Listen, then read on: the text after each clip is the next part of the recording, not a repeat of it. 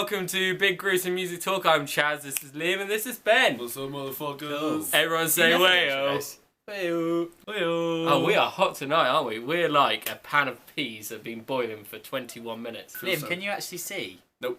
Okay. Oh, shut up, phone. Whenever I hear that, it reminds me of when I was playing golf with Alex, and it went just as this guy was about to swing. Incredible. So, normally we crack this thing off with some news, but I don't really think we've got any. We're doing some writing and I got stuff. some news. Chaz's bellend. That's really funny. It's not news. It's not news. Whee! Let's carry on. Very good. So, let's crack on then. We'll go with Liam first. Because he's got a concerning pick first. No, I'm excited about this. This week, I thought Ben 2 weeks ago did some brutal metal. You did some brutal metal last week. Last year. Whatever. Yeah. Last episode. So I thought this week I'd do some metal. This week I've chosen some brutal Viking. Wait, I'll get my thing out. Some Viking metal. Amon Amarth with their new album. With their new album, John's Viking. I ran his own sword straight through his throat, and then I stood there watching him fight. The past blood is spilled was the blood of a bird. I had to wipe my smile away. You went into Brian Blessed. By the way, John's Viking. by the way, I realised it before. You're like, I thought I'd do some metal. It's my turn. I'm going to do some metal. It's going to be lovely. So it's a concept album. Is it about a Viking? Yep, pretty much. Yeah, it's basically about a Viking going out to kill some guys. They did do that quite a bit. Yeah, the Vikings liked it, didn't they? I've been listening to this album non-stop for the last few days. It's fantastic. It's brutal and the vocals are ridiculous. But melodically, with the guitars and everything, that doesn't sound so... It doesn't get boring. And you can hear what he's saying, which is always handy. Let's begin. Well, the great Ben 40 once said that part of the death metal experience is having no idea the lyrics. Yeah, and then going, whoo. Yeah. I'm not entirely sure where they're from. I better check. I'm going to go with Norway. I'm going to go with the Scandinavian region. In fact, I might go Finland. Swedish. To be Swedish. fair, Yeah. I think Sweden. Sweden wins. I don't know, to be fair. That's a really tough question. What out of the Scandinavian countries do you reckon has produced the best I think metal bands? doesn't well. I Finland's know, pretty up there, right? I know What, 'cause Sweden. of Lordi? Yeah, they won Oh, Eurovision. right. That's a great sign of a band. So this is their 10th or 11th album. Metal Hammer basically put me onto them, and they were just like, the last 4 albums haven't been bad. They've just been a bit samey. So they've obviously tried to break out a bit and do a proper story. It's the first concept album they've done where it's a full-on story throughout the thing, and it almost feels like a musical, but not in a bad way. You kind of are following the story, and it's good. It's good in that way. I really like concept albums. Yeah, and, like, when it's done well. storytelling When it's done albums, well. Yeah. And it is good. As long as it doesn't sound kind of like Rent. No, it's not like Red. Hey, nothing wrong with Red. 525,600 minutes. Don't put that in. I'm gonna kill myself. I've heard of Amon Amarth, and to be honest, before Liam mentioned them, I haven't given much time of thought or anything. They're very Scandinavian, aren't they? They are very Scandinavian. I'm about to sound incredibly harsh here, but these are literally just Metallica and Iron Maiden. Yeah, they totally are. But those are two pretty big bands. Pretty good Yeah, I know, bands. but this is good. I've kind of You've heard it. this sort of style. Yeah, I think it'd be good fun to watch live. I don't necessarily Yes. think it's got the I don't think substance they're- I listen don't- to recorded at home on my own. Fair enough. I don't think they're breaking any molds. Maybe they I did in suppose. the 90s when they were going. This is it. Started up there. Yeah. And that's the thing. So This I is don't want to it. be laying to them too much, but it just doesn't. This just doesn't grab me. I don't want to lay into them too much either, because actually for me I'd much rather there were a lot of generic bands like this than there were Good point. Miley Cyrus's. I so- could handle this being on the radio every day. Exactly, yeah, it'd be pretty cool. It's good fun. Do you want to go next then, Chaz? Shall I go next? Yeah. Alright. We threatened about talking about this band for quite a long time. This album is really late. They told us September. I'm a little bit mad at them for it, but we're all okay because they've released it. My band for this week is Deftones and their massive album, Gore.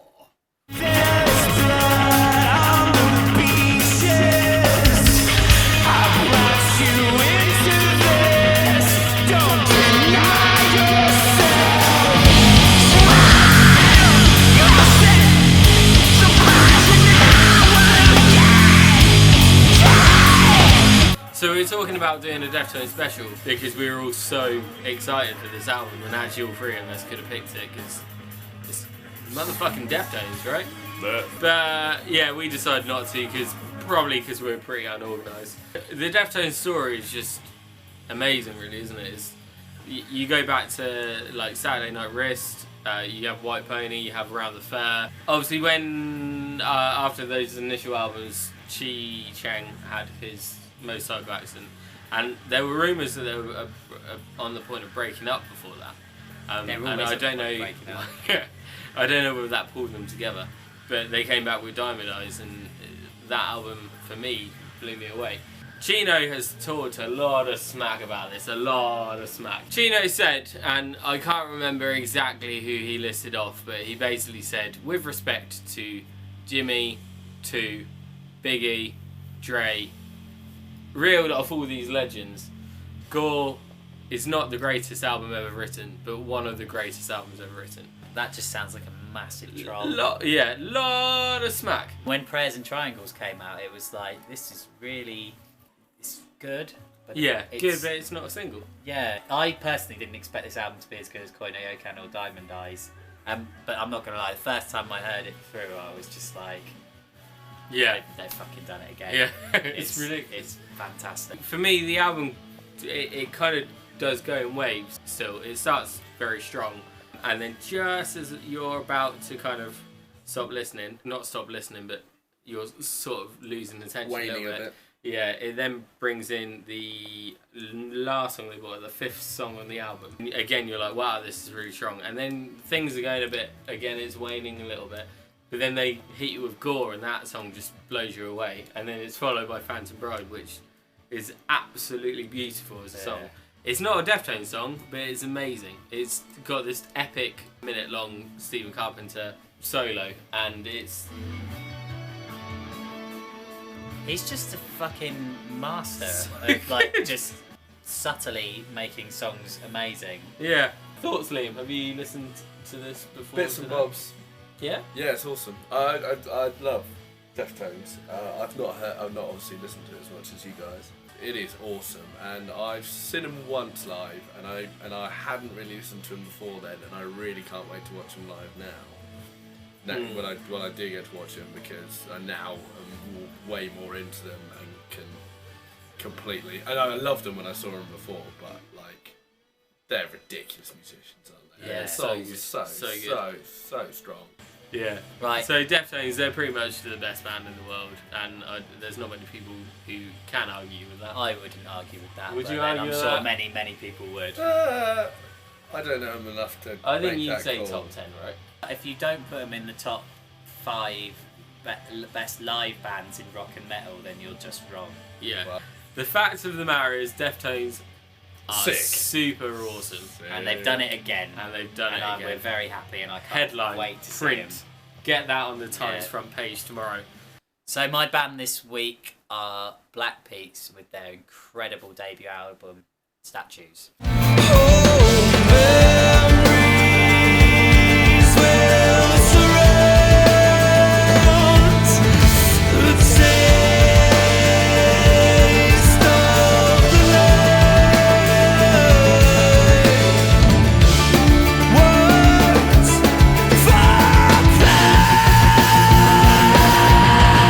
As we stated when we first started talking about Black Peaks on this show, when they brought out the awesome single Glass Built Castles, by us picking that as Naughty Little Choon, they got signed to Sony. That's what we do. Yes, so... Yours your career, bitches. So, I'm not going to lie, even though I really, really liked Glass Built Castles as a song, when I heard it, I was like, this is great, but...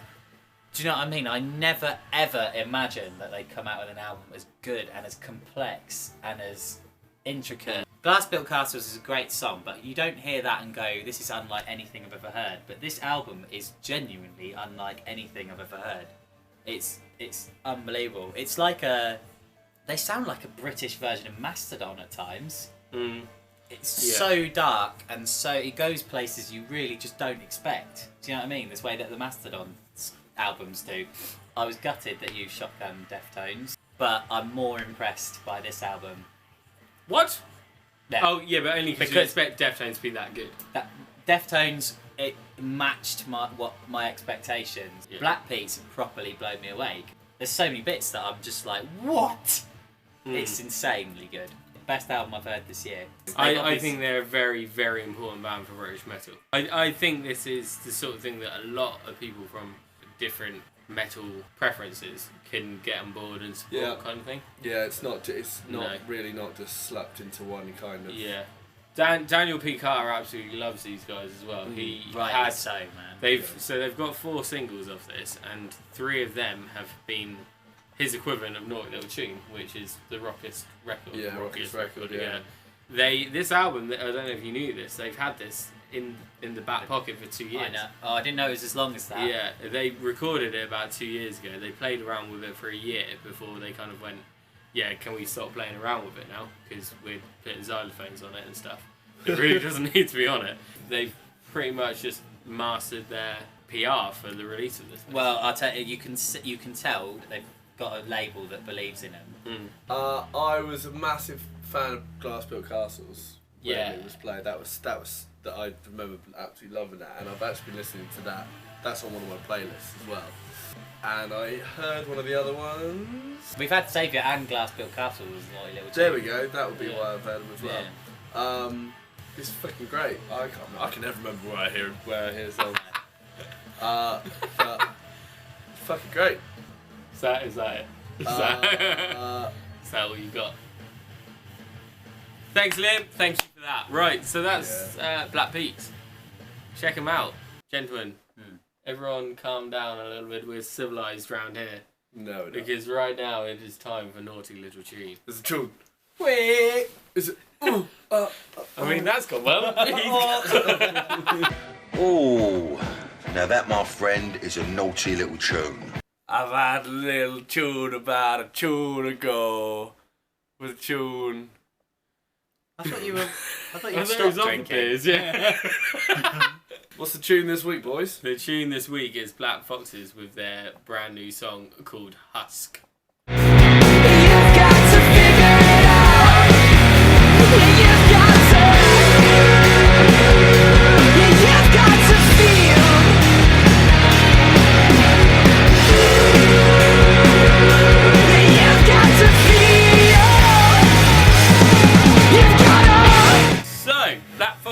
Are a band that I kind of picked on at Ren Festival. You picked on the Ren Festival. You were in the schoolyard going, dickheads. Yeah.